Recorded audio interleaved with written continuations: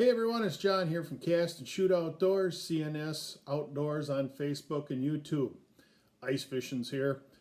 Everybody's excited to get out there. So I wanted to pass along a few things that are modifications that have helped us in the past and really have helped us catch a lot more fish. One of the things we like to do is tip down fishing, and a lot of people know what tip downs are. For those of you that don't, it's just a simple rig that you put out on the ice with a frame. When the fish grabs it, the tip down will actually go like so, and that indicator says that a fish has got it. Well, if you notice, I've got an orange back on the handle here. I spray paint these so it looks like a flag up in the air, and that's really helped us see these poles better out on the ice. Another thing that we like to do is we use red hooks on those tip downs. The red hooks you can really see against the snow and on the ice. They really stick out. If you've got just a plain hook, and just wanted to show you one here, that it's pretty hard to see when that thing is on top of the ice. But if you use a red hook, it really sticks out good. Sometimes they say that the red hook is something that attracts fish. I don't know if it does or doesn't, but I've used them only because it's helped me in seeing that hook after I get it on the ice and I have to rebait that hook up. You're looking all over for it. So those are a couple things on tip downs that I really like to do.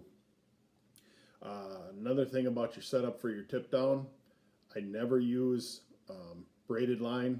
That seems to ice up pretty easy. So I've stuck to pretty much monofilament. Had very good luck doing that. One of the reasons why I do it is because you're hand lining these fish back up, and it gives a little bit of stretch in there versus fluorocarbon.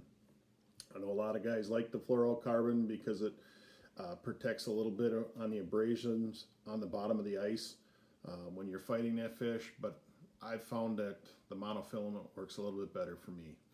So that's kind of your choice on what you like to use, either the monofilament or the fluorocarbon. But braided line, I never use that.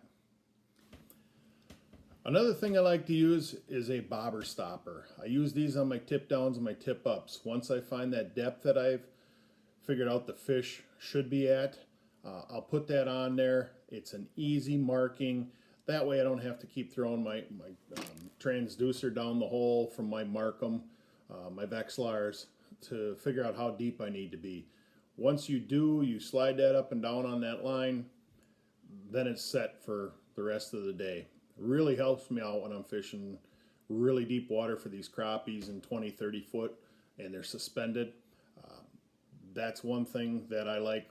Instead of using those small bobbers, I can just reel it up. I can slide it up and down where I need to. The small bobbers, they get iced up if they're up on top and you got some cold wind and that hole does freeze up, then it's kind of a pain, where the bobber stopper does not do that. So that is another tip I like to share with you. Now I use a gun case here instead of an expensive rod case. I found that the plastic helps protect it a little bit more. As you can see, I've got just about everything in there except the Frable. All my gear is in there. I can carry it all in one box. Really made a huge difference for me, all the different things. I've got my jig box, I've got my spoons in there, my jigging wraps. I carry about 3 different rods. My ice picks, which I will put around my neck, of course. I got a gaff in there, my plastics, a bait puck. So those are just some of the things I like to be able to put in there, and I can take it all out on the ice. This is a Smitty Sled. The skis I got from, I think, Goodwill for $5. PVC I had laying around. And the Smitty Sled, I always have a hard time saying that. I put my ice house on there. My ice house has got a shallow pan, so in deeper snow, it's a little bit harder to pull, but when I put it on the Smitty Sled, it goes right up on top. It makes it real easy to pull. Very inexpensive to make, so it's just another thing that helps me out on the ice.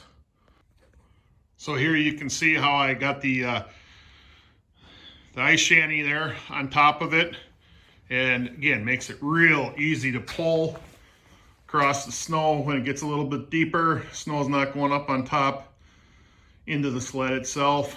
So yeah, just real easy to use, and hope this is another tip that'll help out your ice fishing.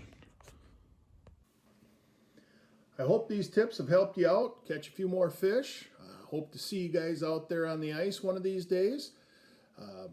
Keep liking our videos on YouTube. It really helps us out. Subscribe to the channel. With that said, tight lines and shoot straight, everyone. Have a good night.